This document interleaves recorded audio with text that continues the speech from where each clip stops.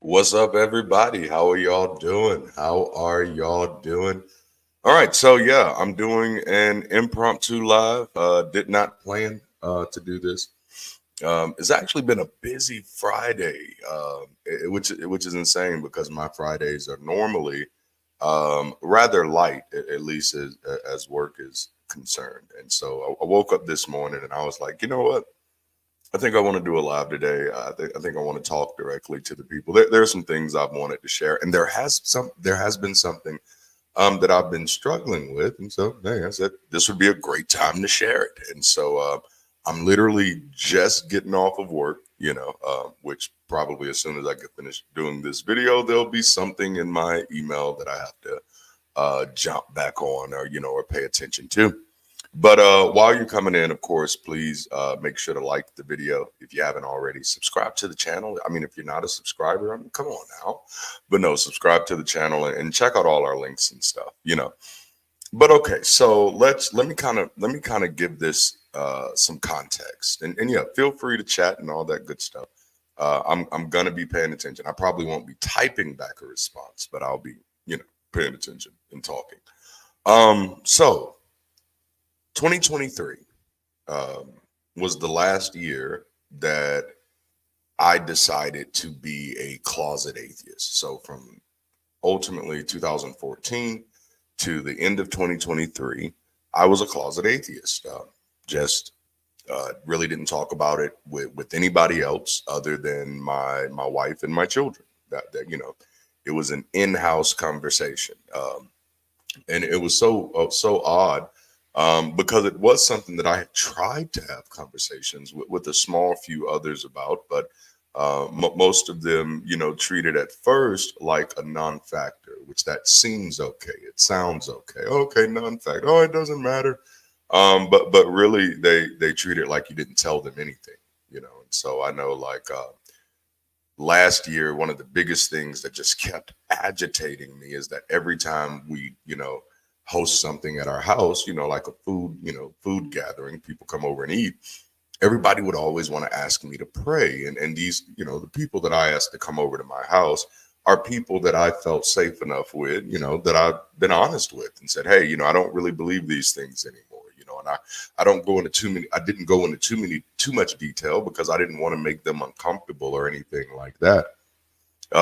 You might be all things theology. It depends on if you're going to try to be getting stuff started or not. That's all.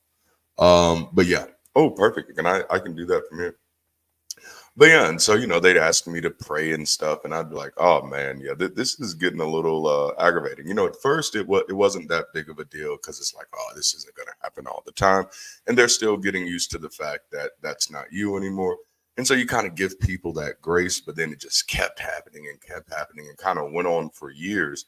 And then you begin to realize that man, they're getting like a little sick pleasure out of this, a little sick thrill. um, you know, well, that's fine, but this isn't the place for that. I didn't ask for pushback. If you want to push back somewhere, go the line. They have that. That's a great place to do that.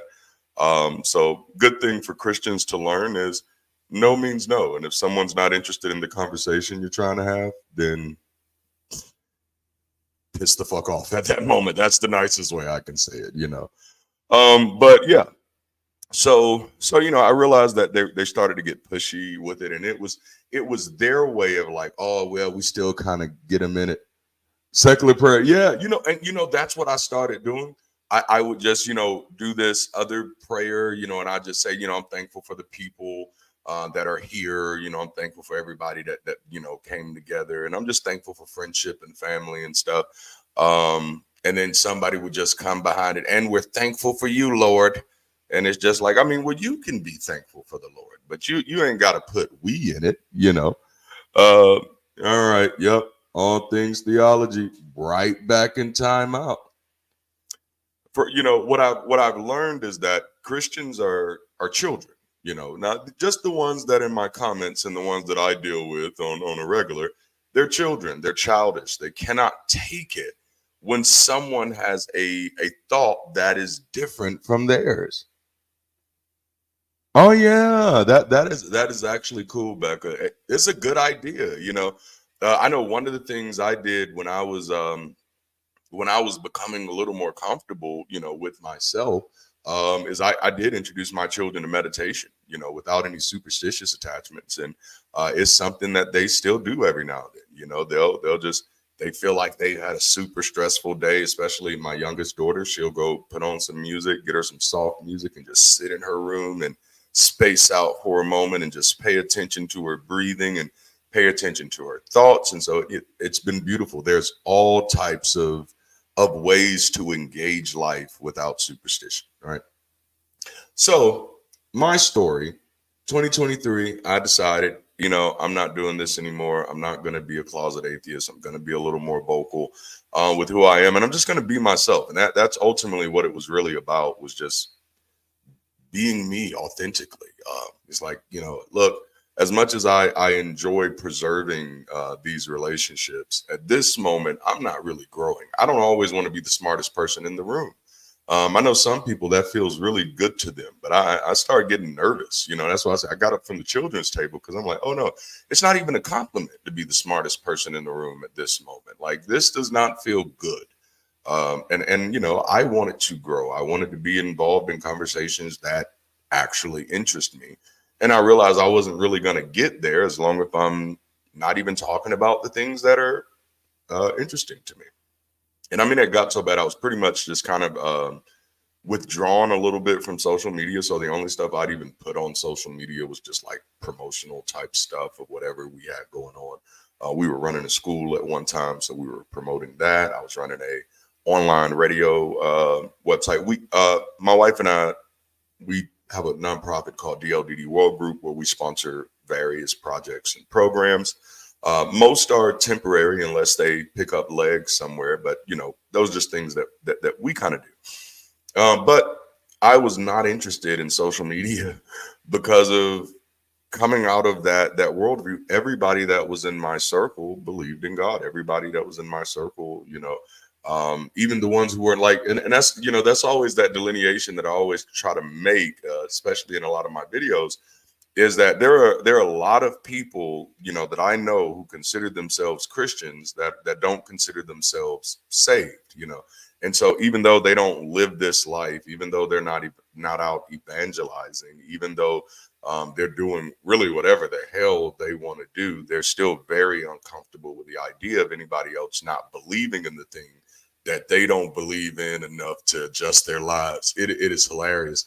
But it also, like every other post from some of them, I don't want to put everybody in the same category. It's just like, oh, God did this, or God did that, or and this and this, and oh, and God is going to get you if you mess with me. That's a popular one, and the devil can't stop me. And I was like, oh, I really don't like my news feed. And it wasn't just like Facebook. It was my Facebook, my Instagram, even my LinkedIn. Like, I was like, oh my goodness, there's groups that I joined for professional networking, and these are all just prayer groups. And I'm like, wow, I really wish you would have kind of put that in the advertising. That should have been in the label.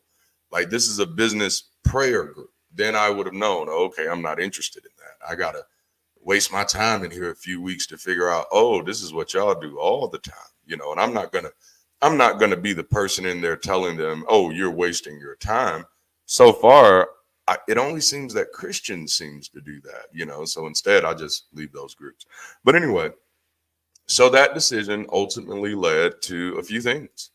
Coming out of the closet. Now, making the decision to be an atheist, whoa, that led to a lot. And I realized I've never actually shared my deconversion story on my channel, and so I should probably do that. I don't know. I mean, I've shared it a lot in other places, but maybe that'll be a thing. But so came out the closet. Yee, yay me. Whoa. First live interview, first recorded interview was with Brady Goodwin, Ichabod. First live interview was with the Stacy's Mom podcast, with Stacy and Dee, which both were incredible. The one I did with Ichabod, my wife came on with me. That was the only interview that she came on with me. Of course, she's been on a few lives on this channel with me. I think she was on the Patron Party and the Easter joint. And if y'all didn't watch the Easter joint, please go check it out. The conversation was beautiful, because that's the whole goal of this channel, is to really build community. And so I get a special type of pleasure of being able to introduce the people who are coming to my channel to other people's channels as well, who are attacking these topics and these ideas from an entirely different vantage point, and in my mind, that's how you build community, right? Which we're actually going to talk about that Sunday. So I don't know if you've seen, but we're doing a live Sunday. And I think we're going to make it a regular thing. That's kind of what I'm going to be talking about today, but I'm just trying to give you context. And again, like literally, I'm just getting off of work. This is my workstation, right? And so I'm literally just kind of, yeah. But I did kind of want to give this context. So at that time, when I first started doing interviews, I had 52 subscribers on YouTube. And those subscribers were from long time ago, most of them. I hadn't put a lot of content on my YouTube over the past few years. We had done a few projects. One of those projects was Bridge City, which you will learn more about. So we did have content on YouTube for both Bridge City and on this page for a while. But during that time, I never really could get traction. And I know why, and I knew why then, which is why we didn't really continue in that vein at the time. And that was because, again, I was still in the closet. So I was trying to have conversations, and there's a way I just said it in my head, and I don't know if I'm gonna say it like that, but I was trying to have conversations with the Christian community, really, and trying to be a bridge out of superstition. And my strategy was to use the scripture. Use scriptures. I have somewhat of a mastery of it. I have a pretty intimate understanding of its development, of how it was crafted, and I know how to kind of use it to do what I want to do with it. And so if you want to use it to lead somebody out, my thinking was, well, it's possible, And then I remember even having this thought, and this had to be like back in 2017 or maybe 2016, and it was like, in order to break the spell, you got to break the spell in the language that the spell was spoken in, and it was just like, oh, that sounds nice, and it sounds really deep and philosophical, but it still has that kind of superstitious edge to it, right? Which is why I'll often say, even when people leave religion, they don't always leave magical thinking. And so I left religion in 2014. I didn't start really separating myself from magical thinking, until like 2017, because I didn't even realize it was an issue. I didn't realize it was a thing. I really thought that I was superstitious because I was religious, and so as soon as I stopped being religious, then bam, I'd be a better thinker. And it was like, no, you were religious because you were superstitious. The thing that made you prone to being religious is the inability or the unwillingness to require evidence for what you believe, right? So, which means you have to be superstitious before you're religious. You have to be superstitious in order to be religious. If someone tells you that, hey, this person died on the cross for your sins, and if you don't accept him as your Lord and Savior, it's going to break their heart, and you might not get to spend eternity with them in Wonderland, and you believe that, then you were a superstitious person to begin with, And so even after I left religion, I realized, oh snap, I am still looking at the world around me and engaging the world around me in a lot of superstitious ways, even though I no longer believe in, Jesus as the savior of my soul. I no longer believe in the Holy Ghost as my guide, as this active agent. I no longer believe there's a God sitting somewhere watching over me, but yet there are other things that I believe that I don't actually have evidence to believe. I believe these things because they've been repeated. I believe these things because they've been highly anecdotal. I believe these things because they are cultural. I believe these things because they are socially accepted, but I had not engaged with those things. And so from 2017, that's when I was like, oh yeah, I'm taking that extra move, which consequently is also when I started writing this book, Case for Religion. And that's a whole nother other conversation, which I think it's going to be a good one. I think I don't want to finish it until I've had more conversations with other people, and that was one of my things. Um, that's one of my things about becoming an atheist is that now I'm more open. Hey, babe, my wife just popped in. Yeah, she's out picking up Nader Bader, our youngest son. I hope you ain't texting and driving. No, I'm just playing. She wouldn't do that. But but yeah, so okay, let me keep going because I got to get to I'm still in the intro and I'm supposed to be further than this. We're 17 minutes in. Yeah. But so I was at 52 subscribers. Prior to, coming out the closet, I was really trying to exist somewhat as a bridge where I didn't have to let people know that I was an atheist and I could still talk to them and they'd kind of see me as one of them. And maybe I could have conversations with them and show them things about scripture that they had never seen before. And not necessarily things that would break their faith. That wasn't necessarily the goal. I mean, it was, but it was more so to maybe give them scriptural justification in believing in themselves more and not expecting God to do everything for them. Just doing a little bit because but ultimately that didn't pick any traction. Now I'm not going to say that won't work.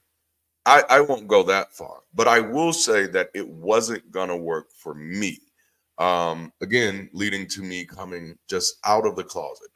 Because when I started wrestling with the truth of why I was doing that, it was like I was doing this because this would be comfortable for the people who knew me. And so for the people who knew me, it wouldn't seem like I'm attacking their way of life or their way of life or their way of thinking, or their way of being. And so I was literally trying my best to find just some type of middle ground. But what I found out through that experiment was that it didn't work, and I'm not saying it won't work for somebody else. If some of you, maybe have a heart similar to that, give it a try. And I'd be willing to help in whatever ways I can. But for me, it didn't work. And I think the reason that it didn't work, and I'm damn near positive the reason it didn't work is because it wasn't authentic. At the end of the day, I still had to be very reserved with my words. I still had to kind of filter everything I was saying. And then at the same time, and probably here's the biggest part, I still had to use words without explicitly separating those words from superstition in hopes that it would fall on, some good ground, and I was like, okay, yeah, that's anyway, didn't get any traction. And so we probably stopped doing that maybe like 2 or 3 years ago. Maybe a little longer because I think it was before COVID when we stopped. Well, I know it was before COVID when we stopped that, but and it was really some great content and some really strategically placed content. I think I did a whole series called the Knowledge Series, and that one actually did the best. It did have some videos that did like upwards of 300 views. Well, actually, that was on Facebook. It did very well on Facebook, not so well on YouTube. But anyway, so when I decided to come out of the closet and decide, okay, well, you know what? It's my YouTube because, yep, that was another thing. Everybody who had joined my YouTube prior knew me as a pastor. They knew me as a urban people centric pastor. And it almost felt unethical for me, to share on my channel things that were not pastoral anymore, things that were not Christian. And so it was, I'm not trying to get any pity here, but like it was a real struggle for me. Like, and I don't think it should have been, but it was like it was a real struggle for me not wanting to share stuff on my content, but on my channel about where I was. But when 2024 hit, I was just like, you know what, forget it. It doesn't even matter. It's my channel. You know what I'm saying? And if I'm going to lose subscribers, it's not like I had a lot anyway. I was just at 52. And I think prior to that, like I was like at 100 and something. And so once I started sharing that middle of the ground content, I lost a buttload of subscribers, like almost half, maybe more than half. Can't do math on the fly like that. But Then I started sharing this content. Just started being honest, having some of the conversations that I am having in my house, um, some of the conversations that have been in my notes for the past few years, and just some things that are really important to me. I don't know if you know, but my background is sociology. And I infused that into how I pastored, even though the year I graduated is also the year I became an atheist. But I infused that into the way that I pastored, and I really infused that into the way that I often interpret the world around me. I chose social science on purpose. It was fascinating to me. Understanding people behavior in groups gives me a great doorway into understanding, things beyond sociology, such as psychology and anthropology. Like it's beautiful. So that a lot of that stuff informs a lot of my content, as well as 20 plus decades. What's going on, Golden Onyx? As well as 20 plus decades in ministry. All these things kind of inform my experience. So I don't have this vendetta against the church or anything, which Christians that jump in my comment kind of think. As a matter of fact, I think many of you can testify. Sometimes I can be what some people may consider soft-handed when it comes to the church, and it's only because I do try to be a little nuanced in my thinking, and I don't feel this pressure to agree, or nor do I feel judgment from disagreement. There are things that are objective and there are things that are subjective. And so much of our opinions are subjective. So I don't feel the need to agree over those things. So anyway, point is 52 subscribers in January. February, we were over, no, February, we hit 500 subscribers. And I was like, what? What is happening? And it was funny. Like if I was still a theist, I would have been like, God, you're playing a trick on me, which is so funny how often I actually said that as a theist. It was like, oh man, God is playing tricks on me. Like, that has to be a red flag, right? You know what I'm saying? Like, imagine dating somebody and then you're like, oh, they're playing tricks on me. That's not marriage material. But anyway, so 52 in January, over 500 in February. And as you've seen, our numbers have grown, and I've just been sharing content, and I haven't run out of content to share. But here's the part that's been a struggle to me. We didn't plan to get here per se, you know. Um, to be sure, my wife and I, we approach our lives very intentionally. So at the last quarter of every year, we normally take that quarter to review and reflect on that year and determine what type of stances we were going to make and what type of goals we're going to set for the next year. And so we did do that. Yeah, I did mean 20 years. Thank you. Yeah, definitely not 20 decades. I think I meant to say 2 decades, but yeah, definitely not 20 decades. I'm old, but I'm not that old. And honestly, I can't even say I'm old, but Oh man, yeah, not 20 decades. Now that throw me off. Now I have no clue what I was saying. It's not your fault. It's mine. My mind does that. But no, you were right to point that out. No, I was not in ministry for 20 decades. But yeah, so sharing this content, we didn't expect this. We did plan to be more intentional about me sharing this information, and a part of what went into that is I was some of you maybe have heard me mention my wife and I, we built an app, and so we're working on it, testing it and stuff like that. And it's an app that helps you do critical thinking. And the way we got into that app is we were building courses because we were running a little mentorship group for a little while. And it's something that I did want to scale, but there were a lot of things that I wasn't settled on because I was still having to skirt around some things instead of saying them the way that I wanted to. And these people weren't necessarily religious. None of them went to church, and none of them identified with any of the Abrahamic faith. But they were still super duper superstitious. And so I was like, ooh, I don't know if the information I have is going to go over well with them, And so we were building this curriculum stuff out, and I was realizing, like, man, half of the stuff that I'm building is stuff I can't even talk to people about, not for real, and if my entire like social circle are theists, they're going to be offended by half of the stuff that I have to say anyway.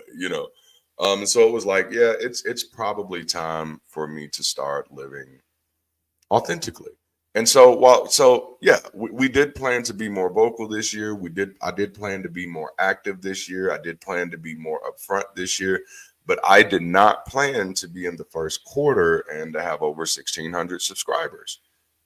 That that was not expected. Nope. Nope. Threw me for a long shot.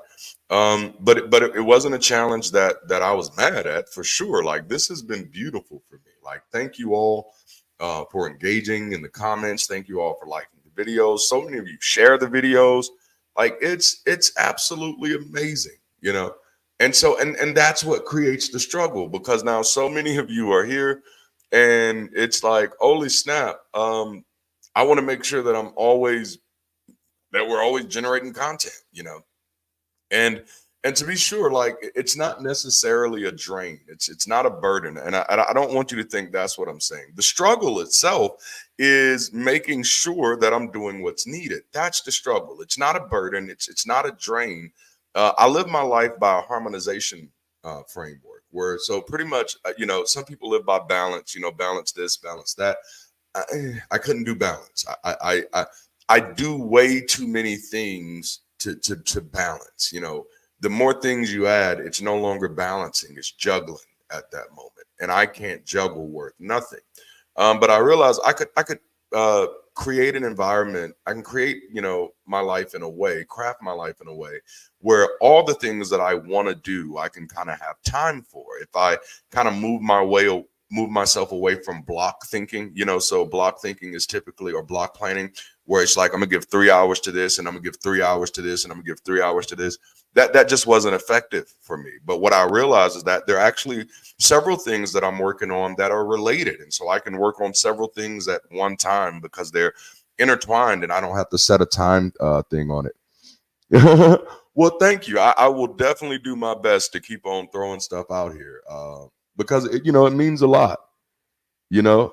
And yes, that's what I've seen too, that there are a lot more out here than I thought, for sure, you know. And that's man, that's been beautiful, meeting different people, being able to have conversations, and then realize, especially like people across the world, like, hey, your boy is international now. Like, I have friends in Australia, I have friends in South Africa, I have friends in Canada, I have friends in Scotland, I have friends in Barbados now, you know. And it's like, wow, you know what? It's amazing.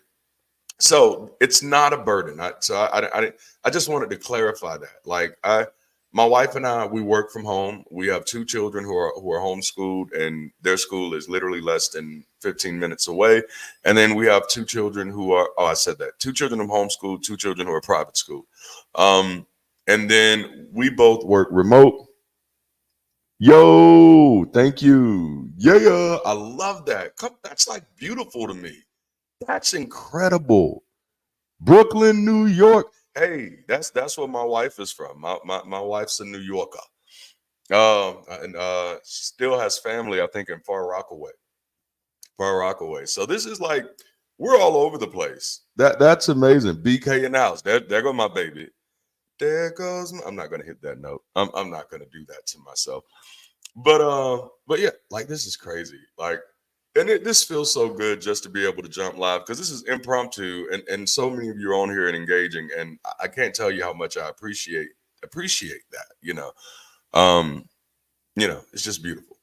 But so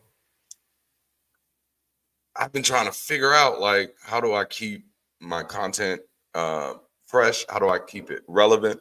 And so we, first, when everything first started happening, and our channel started growing, the first thing I was like, okay, we'll do two segments, because again, writing this book, The Case for Religion, and I was like, I can get some people who are out here that have thoughts on these things that can help me kind of shape my thoughts a little more, because I didn't want to write this book in an echo chamber, because I do want this one to have a little bit more of a scholastic appeal while still being written in everyday language. But I wanted to really get grounded in some of the concepts that are in the book, and I'll do a separate live talking on that. So, but we were going to do two segments every week: The Case for Religion and Group Therapy.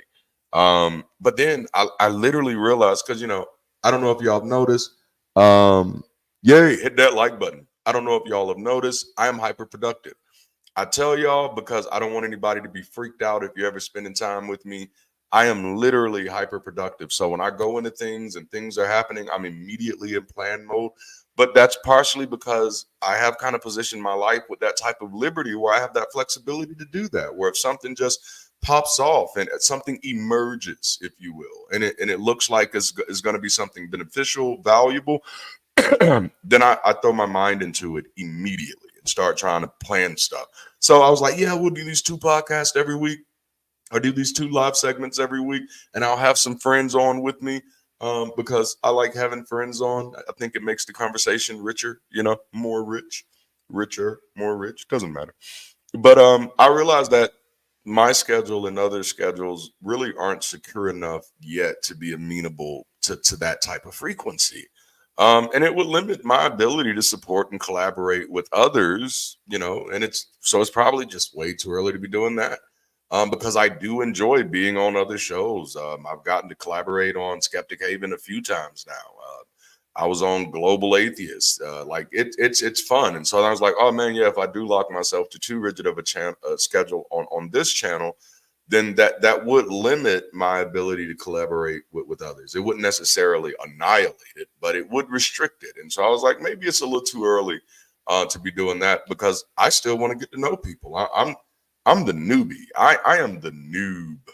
I wish my kids were here so they can tell me what the updated word is. I don't know if it's noob anymore, but like, is it still noob? Like your noob skin and all that stuff? But I don't know. But I'm definitely the new kid on the block. Again, I've been in the closet for 10 years, and there's been people who have like been out here fighting this good fight, right? Fighting the good fight of reason. And it's really a fight for humanity at the end of the day. I mean, there's just no way there's no other way to see it than that for me.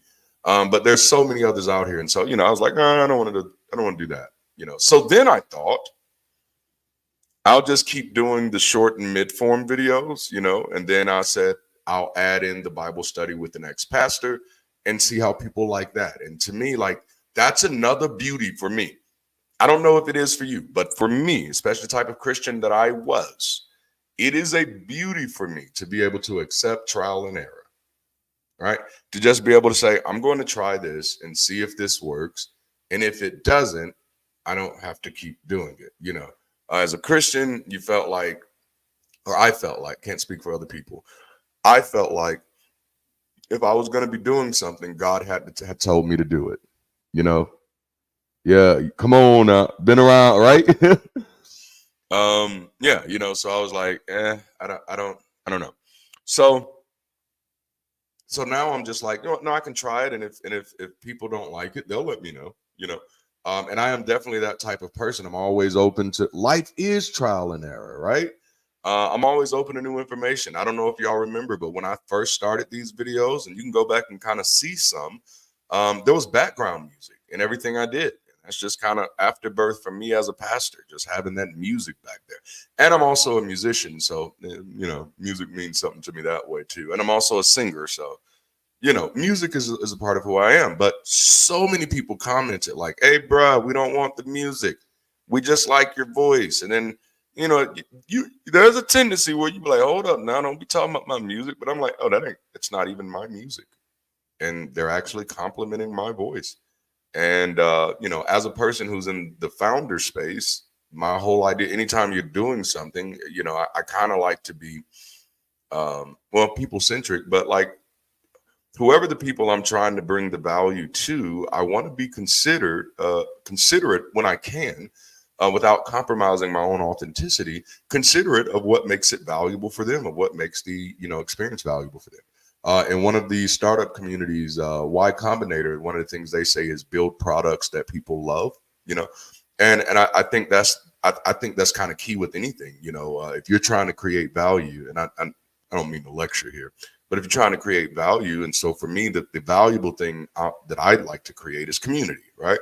So if you're trying to create value, then you build community that people love, Yee. Actually, one of my subscribers, Scott had introduced me to Oh, I cannot remember this guy's name right now, but he's actually on my playlist now. But if you know of any more, I'd love a list. Like, you can email me at dl@dldd.us or DaranteMartin@yahoo.com. Whichever one is easier to spell for you works for me. But either, if you have a list of atheists, I know it, right? I am kind of melodious. I can't run from it. but yeah, if you have a list of atheist artists out there, please send them my way. And another one that I just recently heard about, and I don't think she's from the States. Well, not it was a few months ago, but her name is Maddie Zahn, and she has a song called "If It's Not God." Thank you. If It's Not God, and oh my goodness, it's an amazing song. An amazing song. Now, I don't know if she's an atheist or not, but the song was pretty good. It's basically like, if this voice in my head that's been telling me to appreciate people and love people and treat people with respect isn't the voice of God, well, thank God it was me. And I was like, oh, I love those lyrics. Right? I know it, right? Got to make them up like that. And that's what I was doing for the longest time. Like, because I was a worship leader for a long part of my tenure in church. I would take, when I was coming out, I would take these worship songs and change the words around them. You can do dl@dldd.us, or you can do DaranteMartin@yahoo.com. I was trying to see if I had it in any of my banners, but I will. It's probably going to be easier to type it here. And I'm only typing so slow because I have cords everywhere. Everything looks clean in camera view, but that's not what it looks like outside of it. Let's see if that banner will do there. Yep, that is my email. That is my email.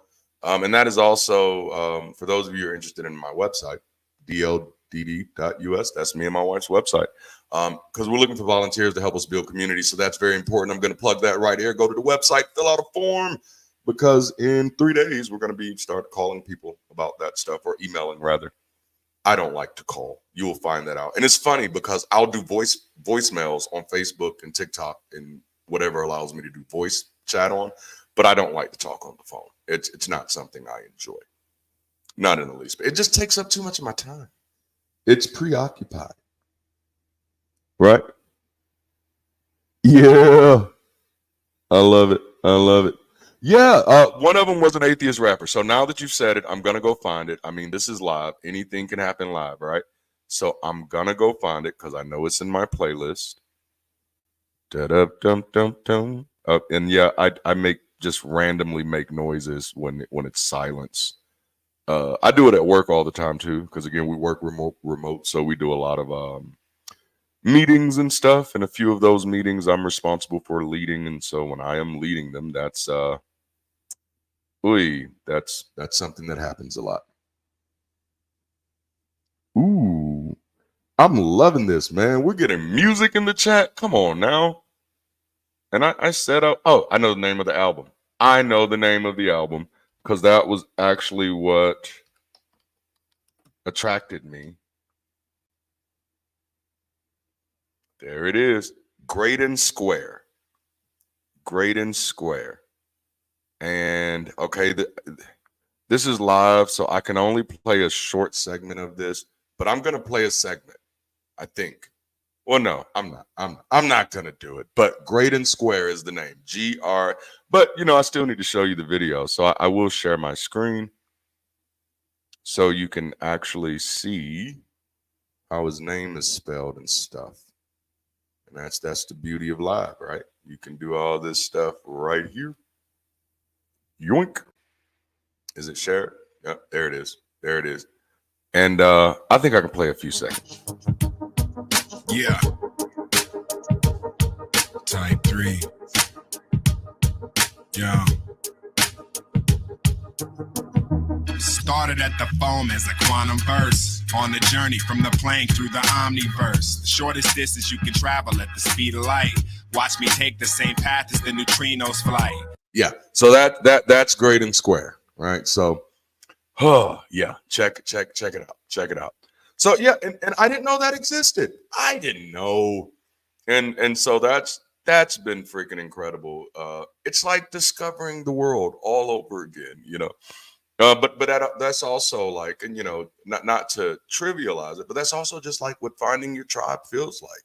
And we go through these things as human beings where, maybe even when you got into a certain movie trilogy, like you got into Star Wars or Star Trek or something, the moment you got into it, especially if you did it later on in age, all of a sudden you get really excited when you find other people who kind of identify with some of those same themes and and ideals and characters and stuff. So it's the same way with people who have deconverted or people who are atheists and people who are free thinkers or skeptical and even some of the people who are on the fringe, God, this is awesome. See, the word is there. I can't like it's been a part of my language for so long. Um, so we added the Bible study with an ex-pastor, right? And I was like, oh, so people aren't horribly offended by this, and it doesn't feel pointless. It actually feels great. I don't know if any of you have participated in any of those Bible studies, but they're freaking awesome.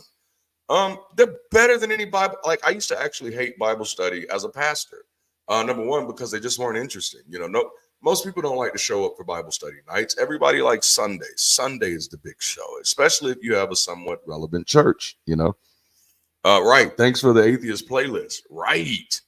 But Bible studies were not fun for me, and many times it was because I was having to engage the text without really talking about what I thought it was saying and what it meant. There was always this presupposed idea for me of what it's supposed to mean. And so I can't deviate when talking about it from what it's supposed to mean. But now doing these things, it's freaking awesome. Just being able to talk through it and actually have a sociological dialogue with other people who are in the conversation and share things that have been on my heart or my mind, because even that's superstitious to say, oh, I'm sharing what's on my heart. Now, I'm not saying we need to be stoning people who do that or anything. I'm not saying we even got to treat people any kind of way, but I do check myself sometimes. I'm like, oh, that's on my heart. No, it's not on my heart. My heart pumps blood. The day my heart start thinking, I guess that'd just be an evolutionary byproduct of something, and I'd want to know. But no, just sharing things that were on my mind and things that I had experienced and things that I ran away from, things that I had preached and things that I think now, and then also just showing the beauty of ancient literature when you separate it from superstition, reminding people that the biggest thing wrong with the Bible is that somebody believed it was how to live their life. That's like the biggest thing wrong with it, that someone attached this to the way that we live. Other than that, it's no different than the Odyssey, or the Iliad, which I think I always say those two. I got to come up with some other ones to say. But yeah, so, and then I was like, I just planned sporadic events. So like April was going to be packed out. This April was going to be packed out. We were going to do something for Earth Day because, I have not been in my life a climate enthusiast or an environmental enthusiast. I tried to be reasonable in my life, but I just was never an enthusiast, never really, tied into it. I mean, I donate and do stuff like that, but it wasn't a conversation because back then I did have the belief that God is gonna make a new heaven and a new earth anyway. So now I would have never said it that way, but that was definitely Herodotus. Yes, the histories. Yes, absolutely. And I've read Herodotus. And Manna, darn it, Derek Webb. What? Yes, thank you, Alyssa. Checking it out. Checking it out. Oh man, now I don't know which rabbit I was chasing, but it was one. Oh, packing out April. So yeah, we were gonna do because there's Earth Day this month, so we were gonna do I was gonna do a live with some friends on Earth Day and just talk about two things. Number one, what you thought about the Earth before, deconversion. If you, because everybody, here's the thing, everybody out there isn't just finding out.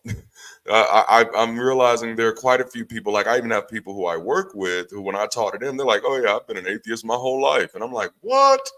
But that's amazing to me, and that's very promising. That is very promising.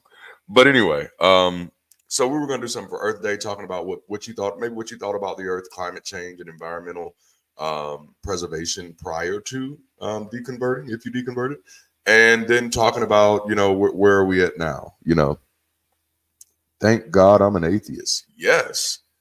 Ooh. Oh man, just the irony. Yep.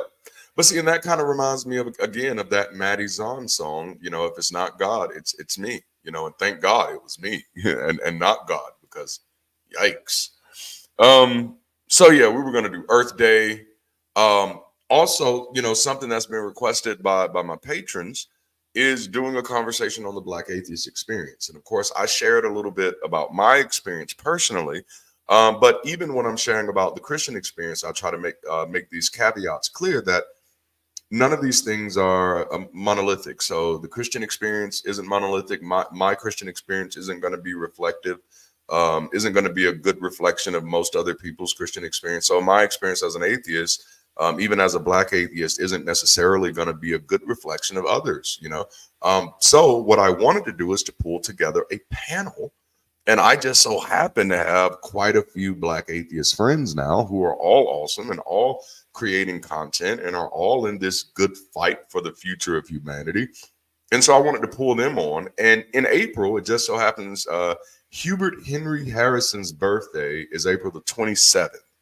Now, I don't know if y'all know who Hubert Henry Harrison is, but he's one of my favorite historical people. Yes. Exactly. You don't. When you're expecting you don't care about the planet. That is so true. Man. Yes, post all of these artists and writers in the comment section. Oh, that's a good idea. That is a good idea. Yeah, yeah. Dang, man. See, I feel like we're making stuff happening here. Like we're I couldn't think of the word I was going for. Zooming and nope, that's not it. That's not it. Oh yeah, Black Atheist Rants is freaking awesome. I'm subscribed to his channel. I think he's been doing a Bible breakdown. I don't know if he's still doing it. But yes, I am subscribed to his channel, and he is somebody that he's somebody that's on that list for what I was wanting to do on Hubert Henry Harrison's birthday. Hubert Henry Harrison was the architecture of what most people know as the Harlem Renaissance. It was actually known at that time as the New Negro Movement. It's out of that movement that we get, of course, most people are familiar with the artist of that movement, the artist who came out of that movement, such as Claude McKay, who wrote the poem "If We Must Die," and Langston Hughes comes out of this period. But there are also quite a few thinkers, shakers, and movers who come out of this period as well, such as Carter G. Woodson, who is the father of Black history, literally the architecture of Black History Month, which originally started as Negro History Week, and Marcus Garvey.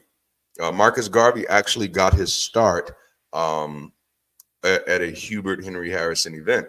And the reason I'm mentioning Triple H, that's what I call him, is because he was a Black atheist in the 20s. In the early 1900s, he was a Black atheist, and he wasn't the first. There was some before him, but he was just so prolific in his work that he was known as the Black Socrates. And so, if you've never heard of Hubert Henry Harrison, hey, go whet your appetite. I promise you, you will not be disappointed there. So we were going to try to do something on his birthday, but then two of the people that I really wanted to be a part of that conversation were booked, and that is what kind of happens, I kind of thought about that again from my pastoral days. And it was like, oh, yeah, you really do need to plan these things out kind of months in advance, especially when you're dealing with people who have, schedules that are just as busy as yours. And so we're still going to do that. We're definitely going to do the Black Atheist Experience. I almost and I'm a big planner, hyper productive, can't help it. Almost thought about maybe making it a big event next year and doing simulcast, but also doing it where we can do something live. Mindshift is freaking awesome. I do enjoy Mindshift. Yep. I am subscribed. I'm a subscriber. See, I'm subscribed to a lot of the people. I'm subscribed to a lot of people. I believe in supporting the people, and it ain't even support. I'm subscribed because I value the content. I like the content. A part of my harmonization framework is that I make sure that at least 80 to 90% of the content that's playing at any given moment that I'm exposed to is content that increases me, that helps me understand more, that expands my bounds of empathy, all of that good stuff. And so because of that, I am subscribed to a lot of people. And that is awesome. I love it. It's like I think I was doing social media wrong for a long time. I was definitely doing YouTube wrong because like I was watching a lot of great stuff, but not subscribing to their channels and then wondering, excuse me, and then wondering why YouTube wasn't putting more of their stuff in my feed. And I was like, what is going on? And it was like, oh no, duh. It's a user error, bro. You subscribe to the content you want to see. So yeah. So we're not gonna do Earth Day in April. Sorry. Not this April. Not this April. And we're probably not going to do the Black Experience in April, and that probably is pretty solid.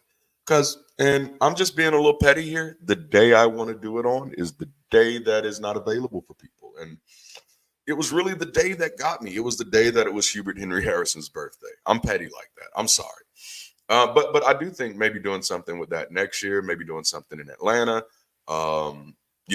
and or maybe even doing something annual like that. Ooh. Okay, I'm thinking Rabbit Trail. That will go in my notes. All right, but even with everything that I had planned, and by the way, we are okay. So you notice we did something for Easter this year, right? And it was really cool. We just called it a very secular Easter Sunday, and I had some friends on, and we had a conversation. And so that, as long as I have subscribers who are engaged, we're doing that every year. And I will do my best to make it bigger and bigger every year because that's how community grows. But next year, Easter lands on 420. If you know, you know. All right. So we're not going to do a lot of those things the way that I had planned them. This is again what I love about trial and error. I can think things through and then be like, oh no, yeah, that's probably not going to work. And this is likely not going to work again because of scheduling. A lot of these conversations I want other people to be on. Ooh, yeah. Only mods can post links. Okay, thank you for telling me that. That makes a lot of sense. And see, that's the stuff I don't know. You know, I'm young, I'm hip, I'm this, that, all of the above, but I am still kind of an old man in a lot of ways. And so a lot of this stuff I don't be knowing, which is why another great opportunity. We're looking for volunteers. If you're interested in helping us do this stuff, man, please visit our website. Well, no, that's my email, but the dldd.us. I think I do have a banner with the website on it, so that doesn't get confusing. Oh yeah, yep, you can do that. And let me take that other one off. Why is it showing both? I didn't think you could do that. Oh, because it's ticker. Okay, sorry, talking to myself. I do that. But yeah, if you'd be interested, hey, thank you so much. I appreciate the love, man. I appreciate the love. Yeah, visit the website. Consider volunteering. Like, right? Yeah, consider volunteering. That would help because a lot of this stuff I don't know, and some of this stuff I don't even want to know. You got to have at least one mod. Let's see here. Up that jump. I do know how to make someone a mod. Get as close to the most high. You already know. Yes, indeed. Revelations 420. That might be the theme for Easter next year. Since it's on 420. We're gonna do something. Golden Onyx, I might have to pull you on that segment. I might have to pull you in on that segment. Let me see here. Aunt Jer, since you mentioned it, I'm gonna make you a mod right now. Oh, I can't do it from here. I gotta go over here. Oh, and I gotta go back over here. You may hear my channel for. Yep. That's the feed.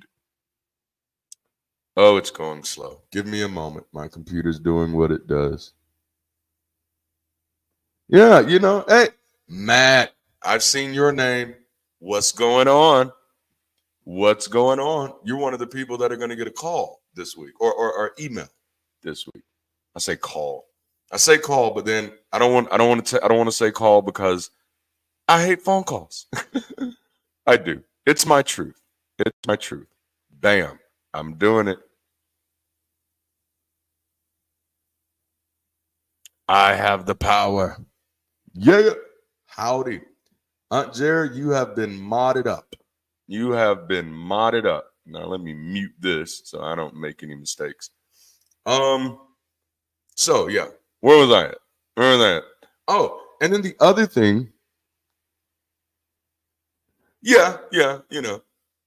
The other thing is I realized that in a lot of these panels, when I do the panels, we don't get to engage the comments too much. So like we do show comments on the screen, but we don't always get to engage them, and so we don't get to have conversation, which is okay because we're building community through the panel conversation that way. But I also want to make sure we're doing some things where we can engage, like scammers made me not try. Yeah, definitely so. Definitely so. But I definitely wanted opportunities where I could actually engage, kind of like we're doing now, which is one of the reasons why I did this random, And oh man, we're like about in an hour. Have I got any emails? Again, I'm at my workstation, so I got to check. Even though I'm salaried, so you're never really off the clock, Oh, yeah. Well, see, that's the thing. Well, I think if I was still a believer, if I was still a pastor, I would have been terrified of just, modding a random person. But like now it's just like you can always unmod somebody if they do something you don't like. And it's just like, really, what's the worst that they can do? I'm much more of a chill guy. I think I used to be afraid of everything going wrong back then. Pastors are very paranoid. I don't know. Maybe that's just a black pastor thing, but man, we get paranoid. But now I'm just like, I'm out here just free living, man. But yeah, and so I'm loving this ability. I can't believe I've actually never modded up my wife. That Aunt Jer had to say it like 3 times for it to actually register in my head. You see that? We'll just call that man brain. Actually, I don't like stuff like that. So let's not call that man brain. But all right, my wife is modded up. Look at there. Mods all over the place. Mods all over the place. My kids are gonna think I'm talking about Minecraft. Yeah, so yeah. So I'm loving this, being able to actually engage. And so that's what I started thinking. I'm like, okay, so with everything that we're doing, I am going to continue doing series-based short form and mid-form content. And so that's what you see a lot of on my channel as of now. And so we have the Permission to Think series. Superstition isn't the way. Nope, sorry. Superstition ain't the way. That series. Quick chat series, which actually seems to be one of the most popular. Ripped from the pages of my mind, and that's just basically when I have something I want to talk about and I don't have a series to manager on duty, right? I don't have a series to put it into. It'll probably go into Ripped from the pages of my mind. So I'll keep sharing content like that for sure. I don't plan on slowing down with anything, but I just kind of wanted to share with you some of the thoughts that have been on my mind. And how we've been approaching this, at least as far as content side. Now, this isn't even on the community side yet, but so your boy has been doing a lot of work over here. You all are like, you're all on my mind, like I like y'all. I think I might love y'all. Lucky bastards, Yeah. But so I want to make sure I'm adding value. That's the thing. Obviously, I'm going to keep on with the Bible study with the Ex-Pastor. That series will run for as long as people are interested into it. Michael, welcome in the room. Nothing much, man. I'm just rambling. Yes, I could do a series on charismatic communities. Wow. Well, yeah, that is true. That is true. That makes sense. That makes sense. Yeah. But yeah, I could do a series on charismatic communities because dang, that's a thought. Okay, it's getting written down somewhere. It's going in thought bubble. Thought bubble. I'm typing slow because I have everything all over the place. Oh, yes, we do. We do.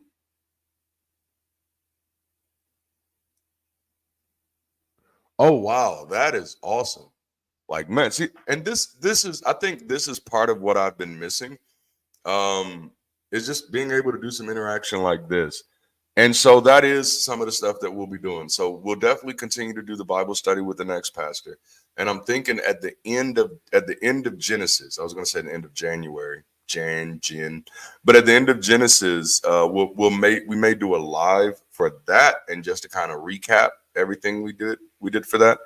And then I'm committed to doing a monthly live with my patrons and YouTube members. As long as it's sustainable, kind of like fun, crazy idea to actually talk to people, and so we'll be doing that. And I will still continue to do like panel conversations because those are really important to me. Getting other collaborators on these conversations outside of my patrons and YouTube members, but people like Brady, Tim Mills, Stacy, David McDonald, and Tom Smith. But consider this: who was on with us for Easter is going to be back with me next week live for our first group therapy live. And so, where my original plan was to do those every week, we won't be doing those every week, not yet. But they will be back with us.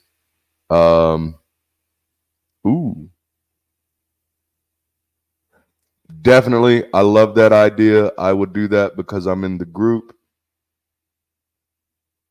And I agree, Matt. I 100% agree. Yes.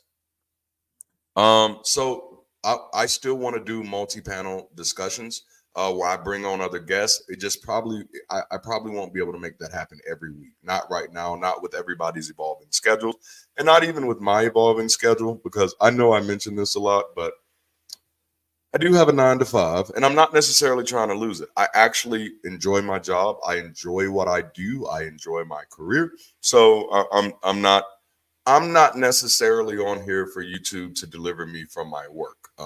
So I still give my work plenty of attention because it's important to me. And also, of course, I'm married, and we have 4 kids, and they are all teenagers now. We're right at the teenager mark. Man, yeah, I can believe that. Oh, yeah. Oh, that's funny. What's funny is I did spend quite a bit of time in the DMV area. I went to school in Prince George's County, Maryland. I was there in 6th grade, 7th grade, 9th grade, something like that. And then in Accokeek, Maryland. So yeah, I did spend some time up that way. I did. That's actually where I met my wife. We met in 9th grade at, what was the name of that school? It's her alma mater. I was only there for a few months, but so it's like Gwynn Park High School. And then I was at Frederick Douglass High School before that. But yeah, man. So yeah, I'm gonna continue to do that type of stuff. It just probably won't be weekly. We do have a group therapy live next week. That one is going to be fun. The topic of conversation is going to be: I left the church and I liked it, but was it worth it? And I think we're going to have fun. Gwynn Park, baby girl, put it in the chat. Let's see here. Oh yeah. And my wife and I are going to start doing a live together. Couldn't get my words out. Every Sunday. So every Sunday, we're going to do a live together, and that live will be about community. That's what we'll try to spend that time on. We'll come on. I think we have it set for like 12 p.m. That's Central Time. So that way we're not competing timeline wise with some other shows that are on at the time, like Not Church, Nurch on Ichabod is on Sundays. I know The Line is on Sundays, and Skeptic Haven is on Sundays. I think Global Atheist is also on Sundays. But I think we chose a pretty good time in there. But For those of you who are really interested in just this aspect of building community and what does secular community look like and talking through what we should be learning, join us on Sundays. And it's going to be kind of set up pretty much like this, where we'll have some things to talk about, but the real goal will be talking to you and building that conversation that way. And as we're getting more volunteers, we can actually in those segments randomly bring people in and out of the studio, so you can be in the conversation on live. I was gonna do call in, and I was like, but I don't like talking on the phone. I got to be able to see you. I don't know, but yeah, I think I've taken enough of your time today. But this was fun. I just wanted to share that with you all, that I'm struggling over here. Yep, Bad Science Sunday. That's right. Is not surprisingly on Sundays with Maya and the Tapioca Weasel. Yes, indeed. And those conversations are a freaking hoot. And I think we're not competing with them too. But thank you, Aunt Jer, for that. But yeah, so that's it. I've just been over here struggling, not in a bad way, not burdened or drained, but it's a struggle that I'm glad to be having, and it's actually a struggle that's a part of who I am. I don't know if you see the stuff behind me, but this is like literally what I live by. Do the work, do it right, do your best, do the most. I told you I'm hyper productive. I make no apologies for that. That's just who I am. So the struggle part is me. I'm struggling because I'm just like, oh, I want to get more stuff out here, and I want to make sure the stuff we're getting out here is resonating, and it's finding the people that resonate with it. And so that's what we're doing. So expect more Bible study with the Ex-Pastor. Expect more conversations in series format. Expect a conversation about. Expect a new series on charismatic circles, because yes. Oh yeah, and does I didn't think about that, Matt, but you're right. Now I'm kind of hearing it in my head now. And there was another one. I'll go back through the chat and find it, but it was something I was gonna add in my list, but I didn't write down. Yeah, can't find it, but I'll find it later. It would turn blue, an actual link. Ooh. Yes. Yep. And then we'll start our Sundays, and we'll see how they go. They'll be experimental. If you meet us in the chat for those, and we have a good time, we'll keep it up with those. But bear with me. I'm learning from all of you every step of the way. And I have a busy weekend coming up. Tomorrow, I'm going to be on. I'll be on free thought hour, and then I'll be on with Agape Freedom Community, celebrating with Jarek. It's his birthday, and so that'll be later on in the evening tomorrow. And then there's something going on Sunday. Oh yeah, the Sunday show. And then next week, Thursday, group therapy. And then the 22nd, I believe, I'll be back on the Stacy's Mom podcast. Don't quote me on that date, but I think that's right. But yeah, thank you all for hanging out with me during this time. I appreciate you all so much. Like, y'all literally rock. You're just cool people. We're having a good time. Inspector Gadget. Oh snap. Okay. I ain't mad at it. But all right, man. I'm gonna get on up out of here. I love y'all. Y'all have a wonderful day. Till next time, keep rising, stay progressive, stay beautiful.